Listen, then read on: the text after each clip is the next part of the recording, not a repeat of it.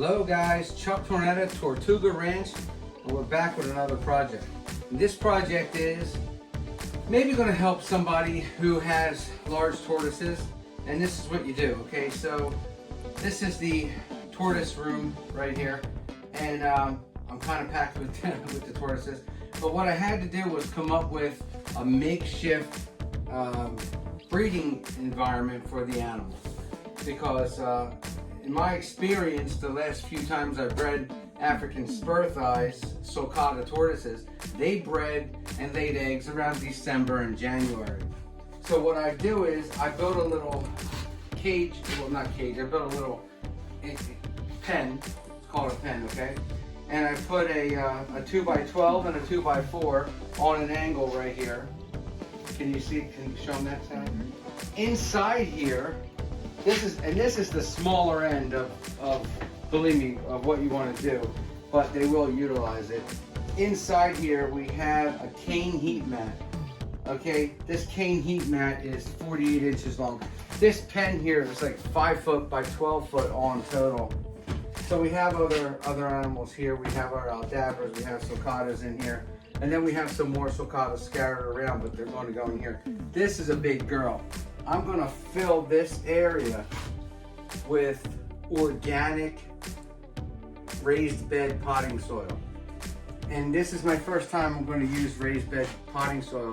And here's my reason. Usually I mix soil, which is just a regular red and white Home Depot bag of organic soil, which is like $2.50 a bag, and play sand. I mix soil and sand. What happens with that is it gets real dry on the top layer, the top few inches, and the Sulcatas are constantly, you know, shooing, and this whole place gets coated in a layer of dirt. Like there'll be a layer of dirt on here, there'll be a layer of dirt on here, there'll be a layer of dirt going up your nose when you walk in here, and I want to try and see if they'll lay eggs in the raised bed soil. Sally, show them what that looks like. That's organic raised bed soil. And I have 12 bags, which I think is overkill. I don't think I need 12 bags. But let's see what it looks like when I put one in. Just back up into that little nook behind you, Sally. I'm gonna grab one.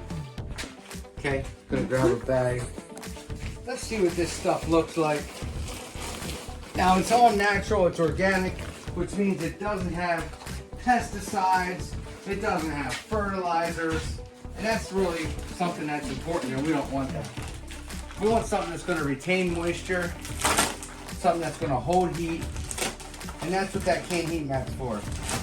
And this looks pretty good so far. It looks like soil, smells great, and I'm just going to dump it in here, and this is going to be the egg laying medium right here. I'm just going to keep dumping it on here and filling it up.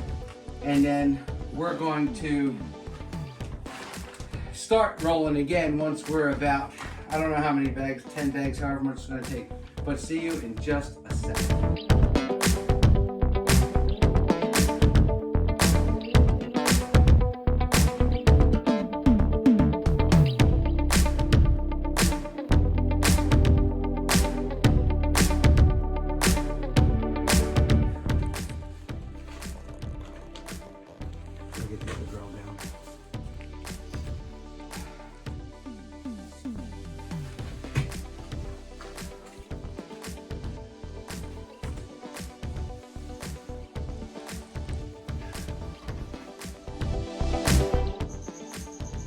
Okay, so there's 15 bags of 2 cubic yard, organic, fertilizer free, chemical free, pesticide free soil. And hopefully they should find their way up the ramp, find their way up into here, taste it, smell it, feel the heat coming up from underneath, because we have that cane heat mat we put down underneath of the soil, which is another trick. And hopefully the females lay their eggs in here. So we have one male and then 2 females here, and then we have 2 breeder sized females in there. So we have 4 female sulcatas that could be big enough to breed. These are the bigger ones, and they're regular sulcatas in here. She's rammy. Look at her. Look at this girl. She's rammy. She's definitely a female, but she acts like a male. She's real rammy. But if you flip her over, she's definitely a female. She's got that tiny little girl tail, flat plastron. She's definitely a girl. And some girls are just like that. They're just bossy, just king of the mountain. These 3 are Sudanese, giant African spur thighs, the Sudanese sulcatas. And then something like this girl right here. Excuse me, Nucci. This girl right here is a regular female sulcata. So a female, there's 3 things I look for. Generally, I look for small gular scutes, little something on the smaller side. Obviously, flat plastron, but that tiny little girl tail is what I go for. And then you got this kind of coming to a point at the bottom there. So, Sudanese, regular African spur thigh, and we'll see what happens. Okay, it's hot in this room. It's warm in this room.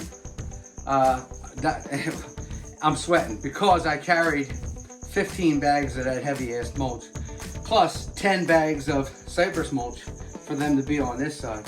That's 25 bags from the truck into here, and there's a lot of heat lights and everything, so it's warm in this room. The ambient air temperature is about 85.